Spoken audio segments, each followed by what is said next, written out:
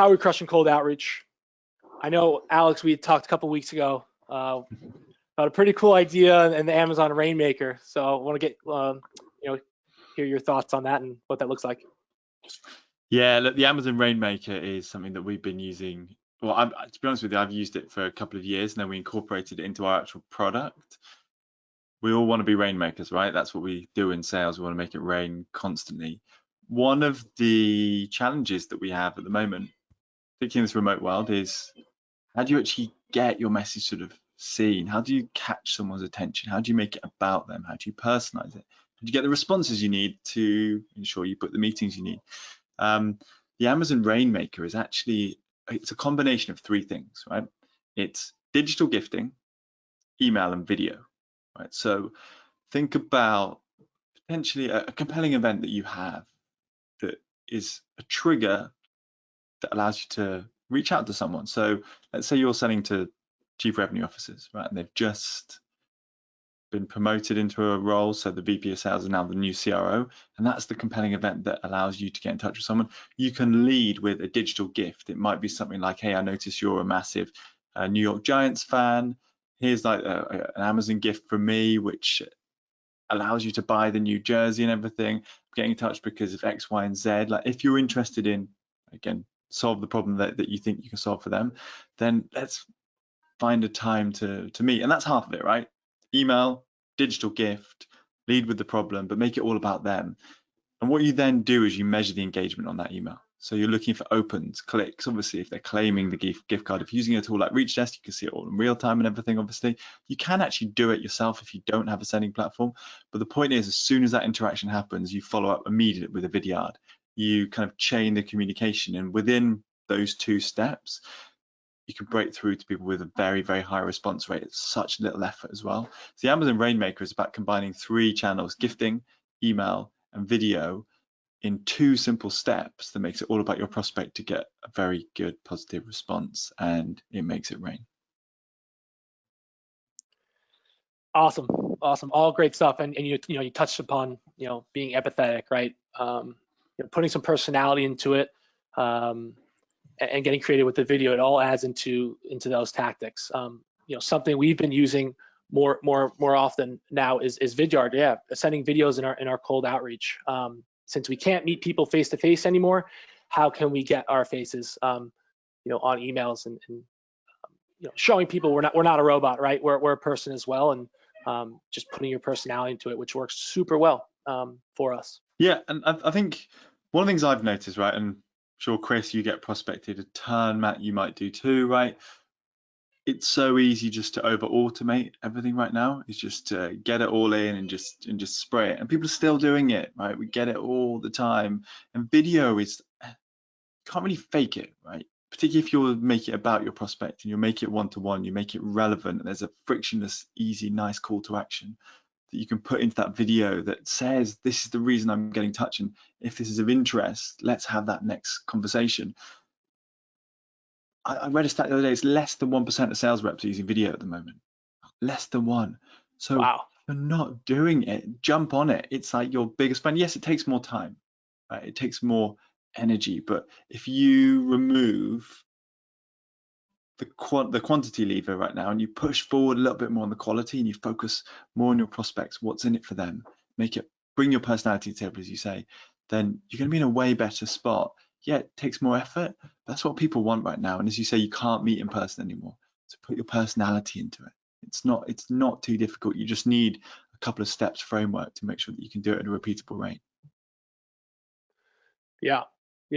And that's great. What would you say would be a good number on that? You send out 20 personalized gifts or Vidyards is just as good as sending out 200 automated emails that are probably not going to go anywhere, right? Yeah, we're seeing with it's different for video and gifting. We're seeing with gifting, if you do it right and you do it one-to-one and you make it about your prospect, you can see between, I think it's about 25 to 35% response rate on that digital gifting thing, right? So it's a fairly high response rate if you do it on a one-to-one basis and you do it correctly. But it's exactly. It's just, as you say, it's not about just trying to just get as many out and automate them as much as possible. I do believe, by the way, there's a base layer that you can do, and the one-to-one side of things should be more focused on the decision makers, the C-suite, the higher level that you're going after. It's still okay to have sort of automated sequences and create communications that can sort of supplement that, but have it as a base layer and put it as your sort of tier 2 personas. If you're going after a multi-threaded account-based approach where you've got perhaps 2 or 3 people you're selling into, it is okay to do automated sequences, but the very minimum, make them persona-led. If you're not talking to your personas about the challenges that they might have and the problems that you're solving at a very basic persona, maybe even industry specific level, then I just don't believe it's going to work, and you're just going to see lots of opens and perhaps deletes, but you're not going to get many responses. Yeah, totally. We see it as well. We can send out 500 emails and get nothing back, just a few clicks and a few views. So the personalization is key. That's great stuff. So another thing as well on here that we try and we use is the double tap, right? What is this? So when we're cold calling, it's as simple as sending out, when you call the first person, sometimes it'll go to voicemail or you won't get a connect. We'll immediately send out another call, do a double call, double dial. This will increase rates, this will increase connect rates for us on the phones. Sometimes it comes off as, it might be an important call, right? So you're getting 2 at once, and it just helps with connect rates. Same thing.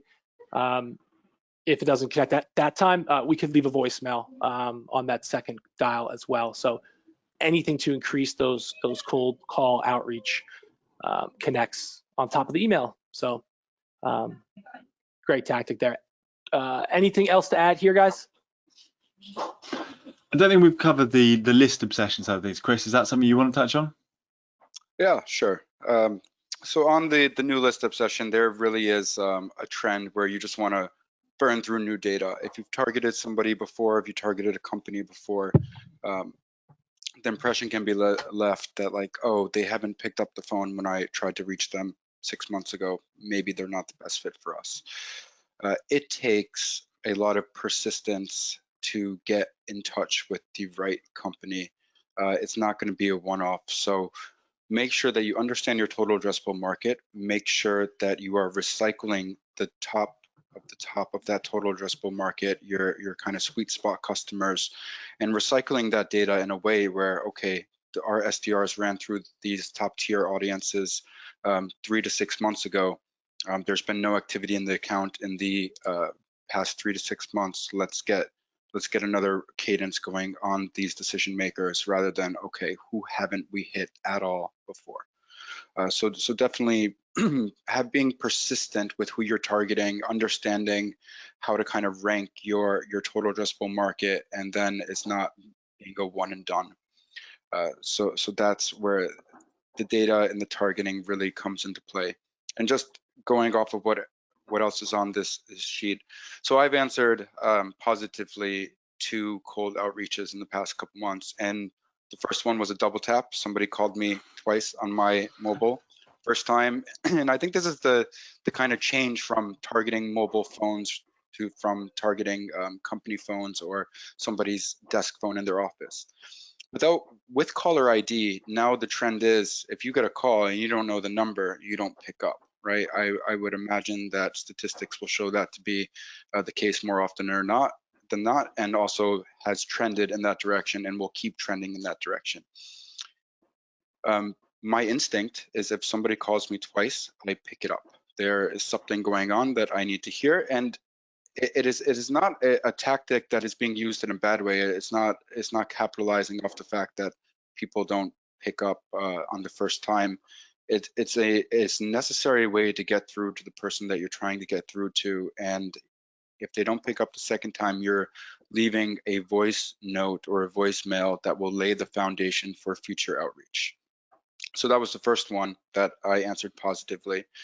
And then the second one is, of course, I get tons of canned messages on LinkedIn, and somebody wrote me a message with the heading Dunkin' Donuts, onion and chive, cream cheese. And that resonated with me right away because I gave an interview to our office in New York, Rise New York, run by Barclays Bank, who we love, and we love their environment, and we're a big part of their community, even though we're all remote now. And they asked me what my favorite bagel is, very New York thing. And I said it's Dunkin' Donuts bagel with onion and chive cream cheese, which they discontinued, and I'm super upset about it. So this SDR wrote me a message, and she's like, hey, I read your article. So if I could send you this kind of cream cheese, I definitely would. But since I can't, how about I can add value with A, B, and C? Perfect outreach, right? I would answer that all day, yes or no. So it just goes to show like what actually works in practice. And then in terms of video, I haven't even been on the receiving end of Vidyards, which goes to show that 1% of sales reps are using, only 1% are using video in their sales outreach. But one of our AEs on our New York team, Alex Shorthose, when he was an SDR, he would have a tactic where he would find the best accounts for him to go after, and he would send them a daily personalized video, which he called the Daily Dose of Al. And even sometimes it would be 15 videos deep, and he would have his feet up on the desk with a beer in his hand on a Friday, be like, I feel like I know you by now. I just crushed my month target, hoping you did the same. Speak to you Monday, right? He's creating that relationship even without the engagement from the other end, right? And that foundation is so powerful. So that's a couple examples of this all in practice, as well as injecting your personality into the prospecting, because it's so easy to automate and overlook. But if someone takes the time to find out a bit about me, what I like, what my passions are, and uses that and ties it in with how their product could potentially help me, I might not take a demo if it's not applicable, but I'm going to form a relationship with that person. I'm going to add them to my network. I'm going to tell them my honest thoughts about their pitch and their product. And if it's applicable to me, I will certainly see it. So that's what's working now. Love the personality there, and I think it's so under condoned. I think that sales leaders are not giving their reps the freedom to do it, and that's part of the challenge. And if any of you listening or watching are sales leaders, create a safe environment for your reps to be able to feel comfortable doing those things, because it's very easy to say do more video. I think this is one of the reasons why it's so low, by the way. Just get videos out there and just churn it. There's no structure to it. There's no coaching around it. People aren't being made to feel comfortable doing it. So I think that's my advice to businesses who aren't doing it right now. Create a very comfortable environment for your reps to be able to use it, and then scale it from there. Yeah, I totally agree with that. Creating video for outreach can be pretty challenging at first, so it just takes reps and going through it and trying different things, and being comfortable and knowing what works for you in those videos. There is one that I think I've been discussing with my team. I've talked about it with other SDR managers, let's say. There is that moment when you do, let's say the double tap does work, right? And you do speak to your prospect, right? There's that moment where you're still going to get the, hey, can you call me back later? Or let's speak, now's not a good time, kind of thing. You have a 30-second window right there, by the way, just to say, you're probably going to be really busy later on. Right, you seem like a really busy person, but here's the reason why I'm getting in touch. So just tell me, would you still want to talk about this later on? This is the reason I'm getting in touch with you. Even if I did call you back later on, would you want to talk about this? This is the problem I can solve for you. And just respect your own time. We spend so much time, particularly in sales, thinking about our prospects and how much time we spend on that account and that lead. It's actually something we don't respect our own time, and we can end up chasing a lot of the wrong leads and accounts around the moment, probably the internet. But respect your own time too, and then just have the tough conversations with your prospects, saying, actually, this is the reason. Whilst I've got you, just give me 30 more seconds to tell you exactly why I'm getting in touch with you specifically. And if it's not a go, let's leave it there, and I won't hit you up anymore. And that is, I think, actually, it goes beyond empathy. It's just the pure honesty, and I think you'll start getting more responses at that point too. Yeah, exactly. And then you'll have a more like a hotter follow-up list. If you just have these initial intro calls you've had, you might be wasting your time calling people who might not even be interested or dealing with those parts of the business. So yeah, that's super important. That's a great tip. And just on that, and just like the having pure honesty shine through.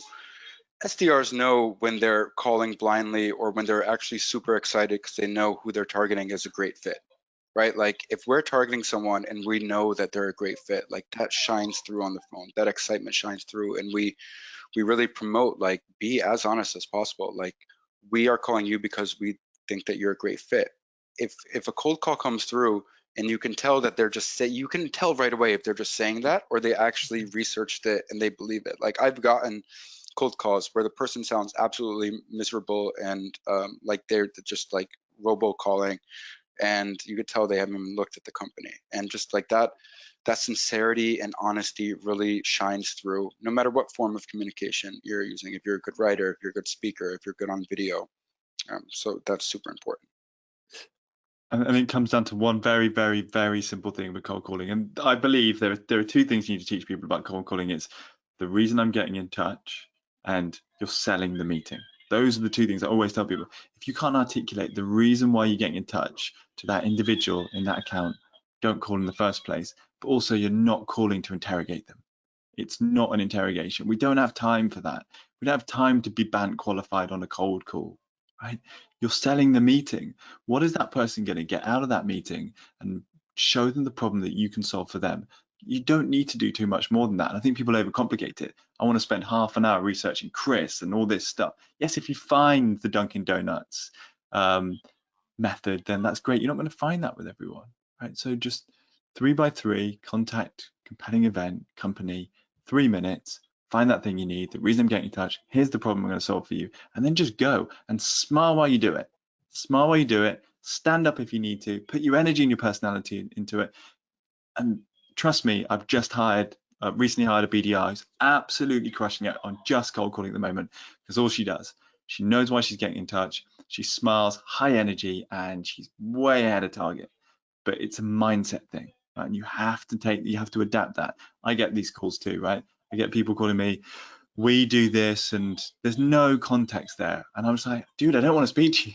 I don't want to speak to you. But when someone calls me, it's like, Alex, I saw this, right? Congrats on the recent fundraise that you did.